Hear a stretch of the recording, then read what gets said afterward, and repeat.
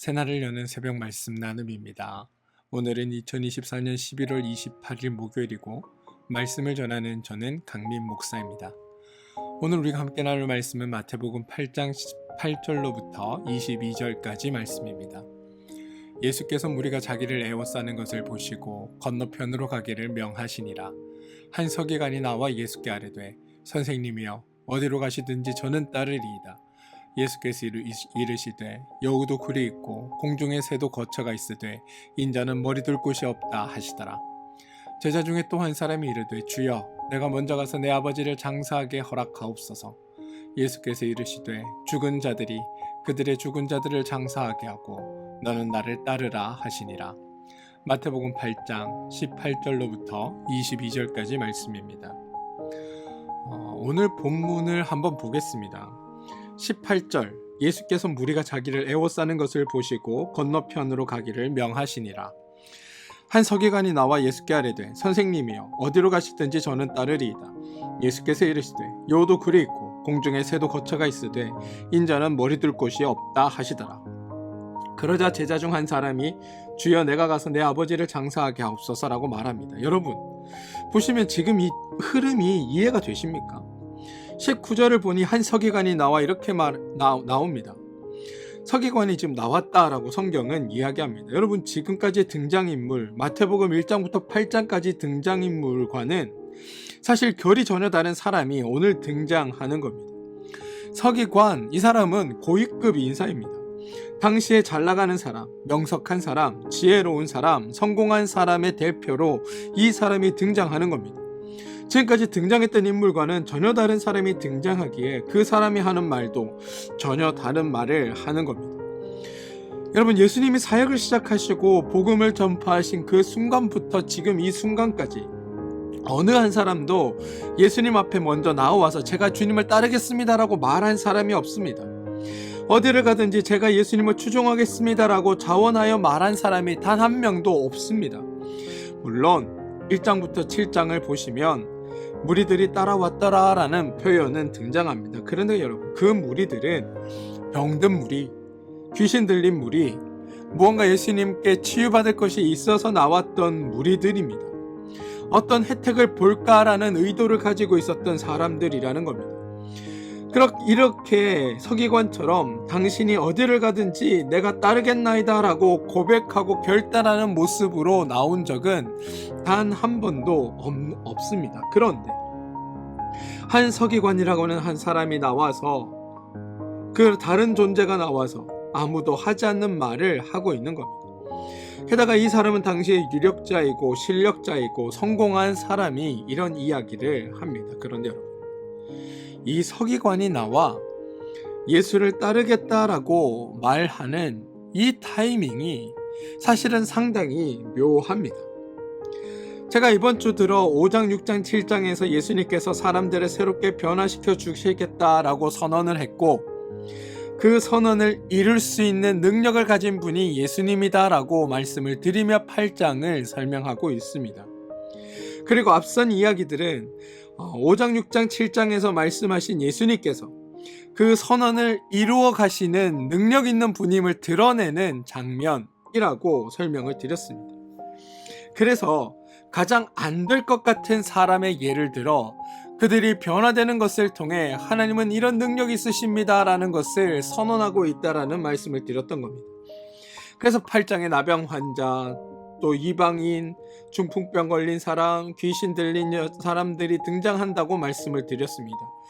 그리고 그 와중에 서기관이 등장하는 겁니다. 다시 말해 서기관은 여러분 8장에 예수님의 능력이 나타나고 나서 등장하는 사람입니다. 나병 환자가 고쳐지는 것을 보았고 중풍병자가 낫는 것을 보았고 열병든 여인과 귀신 들린 자들이 치유받는 모습을 본 후에 19절에 서기관이 등장한다는 겁니다. 그리고 이 서기관이 하는 말이 제가 당신이 어디를 가든지 따르겠습니다 입니다. 당시 서기관은 앞서도 말씀드렸다시피 유력자, 실력자, 권세자입니다. 그에 비해 예수님은 한낱 떠돌이 설교가에 불과합니다. 그런데 그 서기관이 떠돌이 설교가에 불과한 예수님을 따른다는 것, 이건 사실 쉽게 상상할 수 없는 일입니다. 그런데 바로 그 서기관이 예수님께 나와 예수님 당신이 어디를 가든지 나는 따르겠습니다라고 말하고 있다는 겁니다. 그럼 서기관은 왜 이런 말을 하는 걸까요? 그는 많은 공부를 했기에 예수 그리스도가 하나님의 아들임을 알아보고 이 말을 한 걸까요? 아니면 다른 꿍꿍이가 이 사람 속에 있었던 걸까요? 우리는 여기에 대한 단서를 20절에 예수님이 한 대답에서 찾아볼 수 있습니다. 20절입니다. 예수께서 이르시되 여우도 굴이 있고 공중에 새도 거처가 있으되 인자는 머리 둘 곳이 없다 하시더라. 보십시오 여러분, 서기관이 나와 예수께 선생님이여 어디로 가든지 저는 따르리이다 라고 얘기하니까 예수님이 말씀하시는데 여우도 굴이 있고 공중에 새도 거처가 있으되 인자는 머리 둘 곳이 없다 하시더라 라고 이야기합니다. 이 말은 이 서기관의 꿍꿍이가 다른 곳에 있음을 예수님이 알아봤다라는 의미로 이해해 볼 수 있습니다. 만약 이 서기관이 당신이야말로 성경이 고백하고 우리가 말씀을 통해 지금까지 배워왔던 내가 그토록 기다리던 하나님의 아들입니다.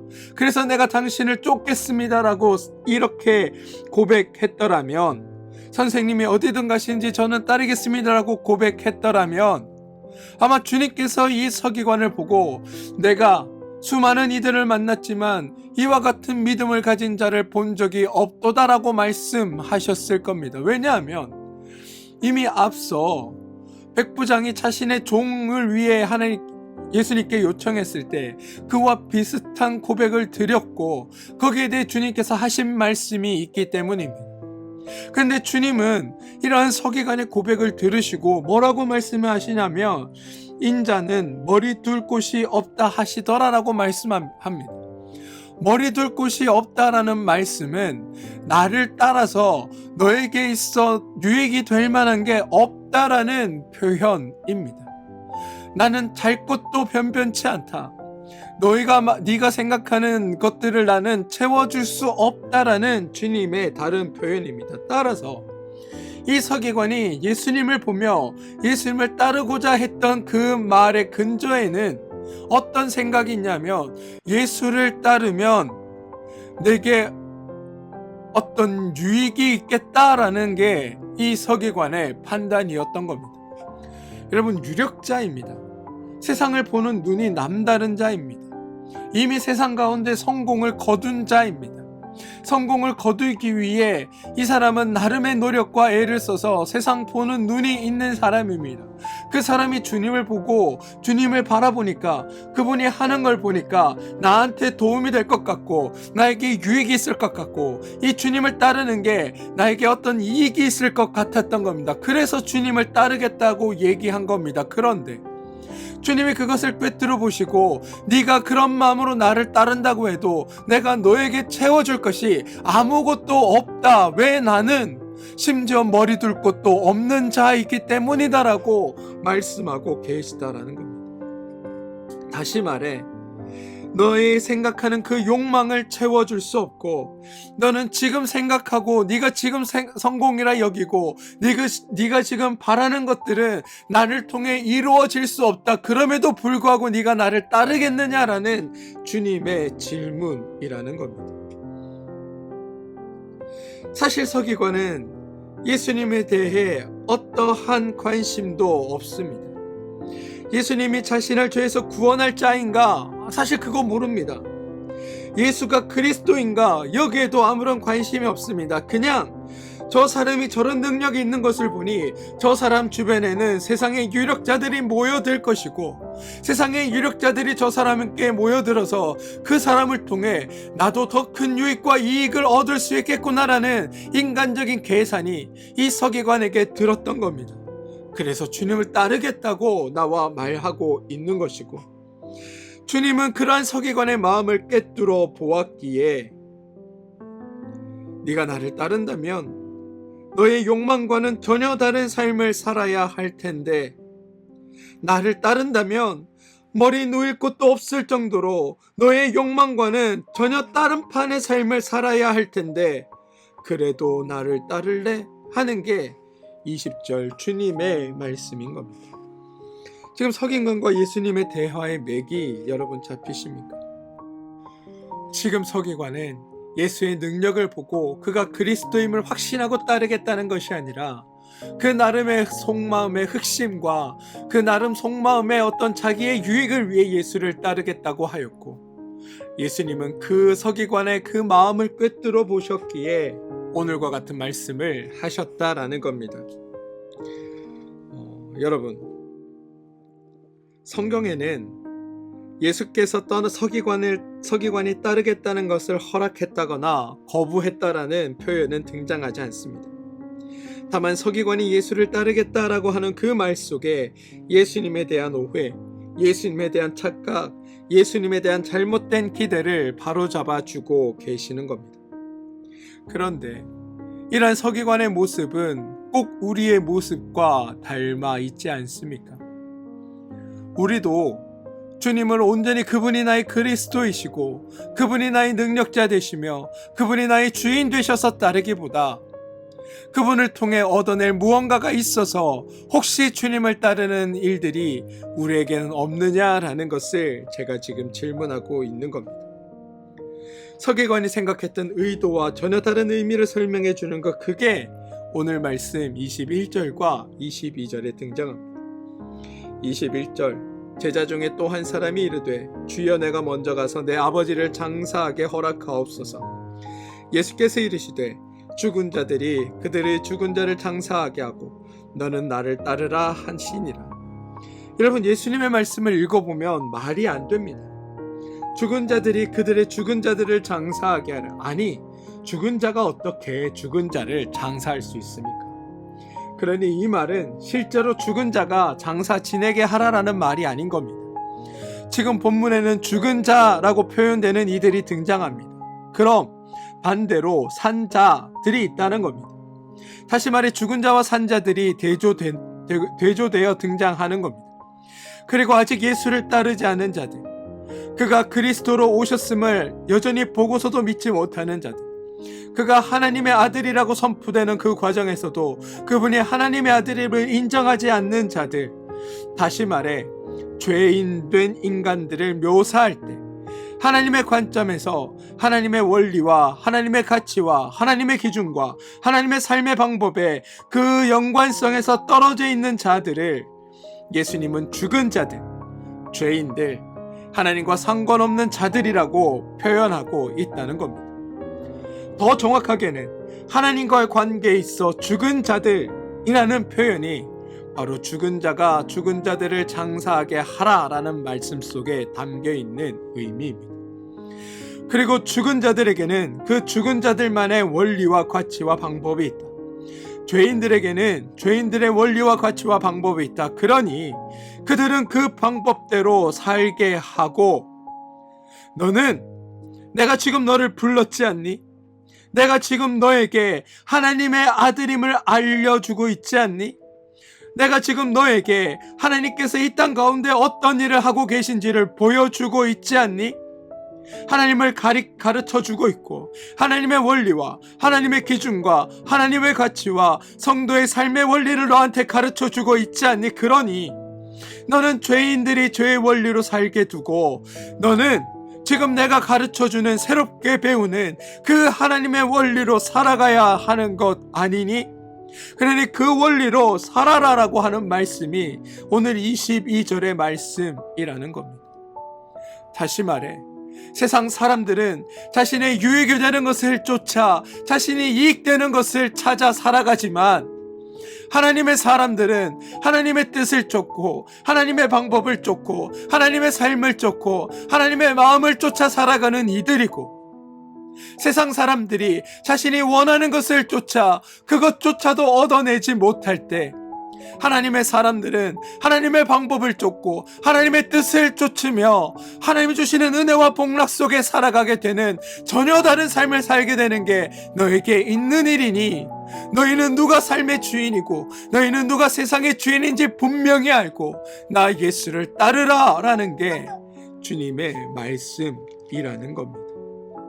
사랑하는 성도 여러분, 많은 분들이 복받기 위해 예수를 따릅니다.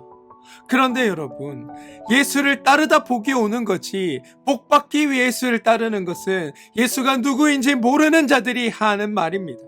다시 말해 죽은 자들의 원리이고 죄의 원리가 복받기 위해 예수를 따르는 것이고 하나님의 방법은 하나님의 뜻은 하나님을 따르다 보니 복이 주어진다라는 게 성경의 가르침이라는 겁니다.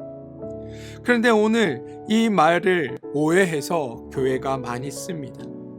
무슨 말이냐면 죽은 자들은 죽은 자들이 장사 지내게 하고 너는 나를 따르라라는 이 말을 놓고 주일날 교회 빠지지 마라라는 말로 인식하는 경우가 있다는 겁니다. 살다 보면 우연찮게 여러 일들이 겹칠 수 있습니다. 주일인데 식사 당번까지 맡았고 기도까지 맡았는데 그날 하필 일가친척 중 한 분이 상을 당합니다. 그런 상황에 오늘 말씀을 들이밀어 교회부터 가야 한다라고 말하는 경우들이 있습니다. 그런데 이런 것들이 말씀을 오해하는 겁니다.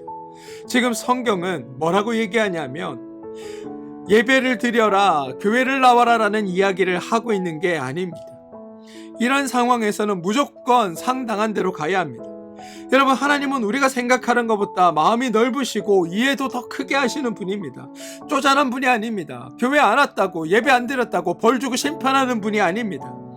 성경은 예수님께서는 죽은 자는 죽은 자들로 장사하게 하고 너는 교회에 빠지지 마 이런 이야기를 하는 게 아니라 하나님의 원리, 하나님의 심정, 하나님의 가치, 하나님의 방법을 따르라라고 말하고 있다는 겁니다. 어떻게? 우는 자들과 함께 울어주고 웃는 자들과 함께 웃어주며 위로가 필요한 자리에 달려가 그들을 위로하는 것, 그게 하나님의 원리를 따르는 거라고 가르치고 있다는 겁니다. 그러니 이럴 땐 바로 그 자리에 달려가서 슬퍼하고 있는 가족들을 위로하고 그들의 아픔 가운데 동참하며 그들과 함께 울어줄 수 있는 게 성도된 이들의 본연의 모습이라는 겁니다. 사랑하는 성도 여러분, 주님을 따르는 건 우리에게 분명한 유익이 있습니다.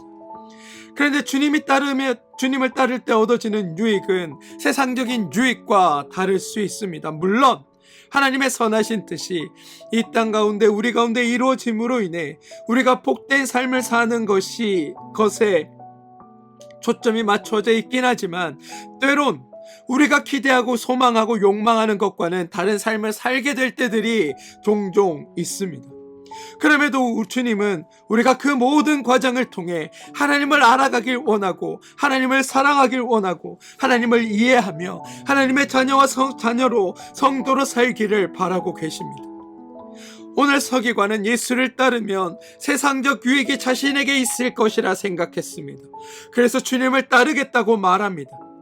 그러자 주님은 내가 생각하는 유익은 없을 것이며 모든 것을 내어버리고 나를 따라야 할 것이라고 말씀하셨습니다. 세상의 가치, 네가 귀하다고 여기는 그 세상적 유익, 네가 좋다고 말하던 세상적 즐거움을 버리고 하나님의 원리, 하나님의 가치, 하나님의 방식을 따를 수 있겠느냐라는 게 주님의 말씀입니다. 저는 우리 그리스도인들은 여기에 응답하며 살아가는 존재여야 한다라고 생각합니다. 내가 바라는 것, 내가 뜻하는 것, 내가 그리는 그림이 우리 삶 안에 이루어지지 않는다 하더라도 내 삶이 하나님을 쫓는 것이 기쁨이고 내 삶이 하나님을 아는 것이 유익이고 내 삶이 하나님과 동행하는 것이 행복이라는 것을 깨닫고 온전히 주님을 쫓으며 주님을 따르며 주의 뜻 안에 살아갈 때 하늘의 위로와 복이 우리 가운데 주어짐을 믿으며 살아가는 것, 그게 우리 신앙인들의 삶이 되길 소망합니다. 제발 이 앞뒤의 순서를 바꾸지 마시고 부디 주님을 따라 바르게 쫓아주시는 그 은혜의 자리 가운데, 그 복음의 자리 가운데 여러분 쓰셔서 복된 자로서 세상 가운데 승리하며 살아가는 여러분들 되어주시길, 그래서 모든 것 내려놓고 주님을 쫓을 수 있는 믿음의 사람들 되어주시길, 주님이 주시는 참 기쁨과 은혜로 말미암아 감사하며 살아가는 믿음의 성도 되어주시길 주님의 이름으로 축원드립니다. 함께 기도하겠습니다. 주님, 우리에게 주어진 하나님의 원리를 우리가 바르게 쫓아 살아가게 하시고, 우리의 유익 때문에 주님을 따르는 삶이 아니라 주님을 따르며 주어지는 은혜가 우리를 복되게 하고 유익하게 한다는 사실을 알고 온전히 하나님을 따르는 일에 힘을 다하는 우리들이 되게 하여 주옵소서. 예수님의 이름으로 기도합니다. 아멘.